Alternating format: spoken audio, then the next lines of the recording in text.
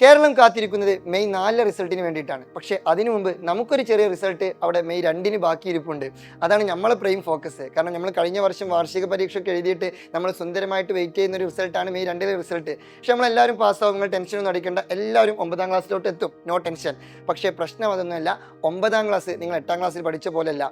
8ാം class എന്ന് പറയുമ്പോൾ നിങ്ങൾക്കിപ്പോൾ ഫോർ എക്സാമ്പിൾ ബേസിക് സയൻസിൻ്റെ കേസാണെന്നുണ്ടെങ്കിൽ അതിൽ ബേസിക് സയൻസിൽ ബയോളജിയും ഫിസിക്സും കെമിസ്ട്രിയും ഒക്കെ ഉണ്ടെങ്കിലും അതൊരൊറ്റ ക്വസ്റ്റ്യൻ പേപ്പറായിട്ട് 60 മാർക്കിൻ്റെ ഒരു ചെറിയൊരു പരീക്ഷയാണ്. പക്ഷേ 9ാം ക്ലാസ്സിലേക്ക് എത്തുമ്പോൾ ഫിസിക്സ് വേറെ, കെമിസ്ട്രി വേറെ, ബയോളജി വേറെ, 3 സെപ്പറേറ്റ് ടെക്സ്റ്റ് ബുക്ക് ഉണ്ട്. പിന്നെ മാത്രമല്ല കണ്ടന്റുകൾ 8ാം ക്ലാസ്സിനെ അപേക്ഷിച്ചിട്ട് 9ാം ക്ലാസ്സിൽ ഇഷ്ടംപോലെ പഠിക്കാനുണ്ട്, ആവശ്യത്തിനും അനാവശ്യത്തിനും പഠിക്കാനുണ്ട്. അപ്പോൾ കുറച്ച് ബുദ്ധിമുട്ടും. അപ്പോൾ നമ്മൾ എന്ത് ചെയ്യണം? നല്ല രീതിയിൽ ഇപ്പോൾ തന്നെ പഠിച്ചു തുടങ്ങണം.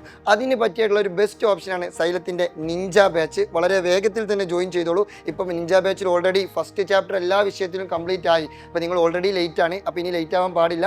വളരെ വേഗത്തിൽ തന്നെ എന്ത് ചെയ്യുക? അഡ്മിഷൻ ബുക്ക് ചെയ്യുക. താഴെ ഞാൻ നമ്പർ കൊടുത്തിട്ടുണ്ട്. ആ നമ്പറിൽ വളരെ വേഗത്തിൽ തന്നെ വിളിക്കുക, പെട്ടെന്ന് അഡ്മിഷൻ ബുക്ക് ചെയ്യുക. അടിപൊളിയായിട്ട് പഠിക്കുക, സൂപ്പറായിട്ട് പഠിക്കുക. വീണ്ടും കാണാം. ഇത് നിങ്ങളുടെ സ്വന്തം അറക്കൽ.